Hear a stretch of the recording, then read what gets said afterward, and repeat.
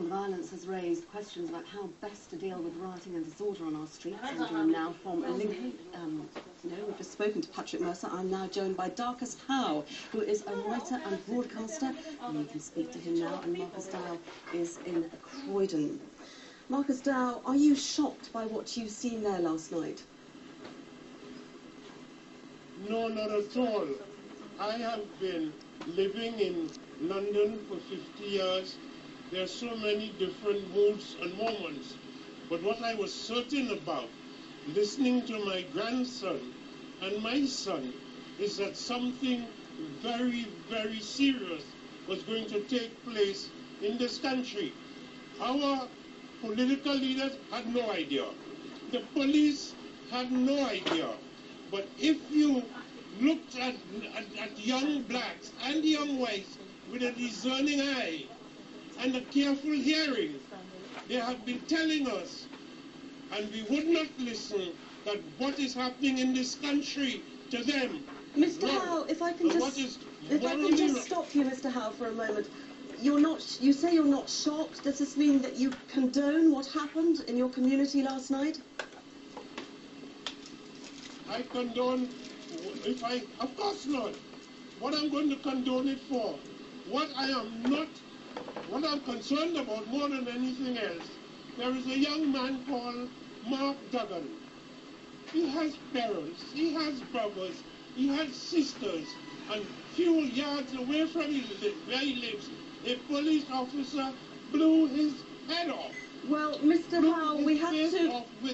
Let me finish. Mr. Howe, we have to wait for the official inquiry before we can say things like that. We don't know what happened to Mr. Duggan. We are going to wait for the police report on it. If I can take you on a little bit, you were talking about your grandson. You were talking about young people. You were talking about your grandson. You were talking. They have been stopping and searching young blacks for no reason at all. I have a grandson, he's an angel, and he began to think he was coming of age when the police slapped him up against the wall and searched him, and he thought he had now had a gold star. I asked him the other day, apropos of a sense that something was going seriously wrong in this country. I said, how many times have the police searched you? He said, Papa, I can't count. There's so many times. Mr. Howe, that may well have happened, and if you say it did, I am not to gainsay you. But that is not an excuse to go out rioting and cause the sort of damage that we have been seeing over the last few days. Where were you in 1981 in Brixton? Mr.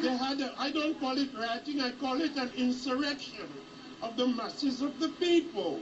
It is happening in Syria, it is happening in Clapham, it's happening in Liverpool, it's happening in Port of Spain, Trinidad, and that is the nature of the historical moment. Mr. Howe,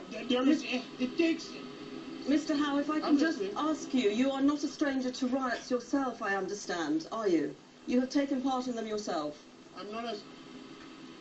I have never taken part in a single riot. I've been on demonstrations that ended up in a conflict, and have some respect for an old West Indian Negro and stop accusing me of being a rioter. Because you won't tickle me to get abusive. You just sound idiotic. Have some respect. Darcus Howe. Grandchildren. Thank you very much for joining us from Croydon. Darcus Howe, their writer and broadcaster. Okay, well, there's been a huge knock-on to lots of aspects of life. He doesn't know what to do because she sounds like an idiot.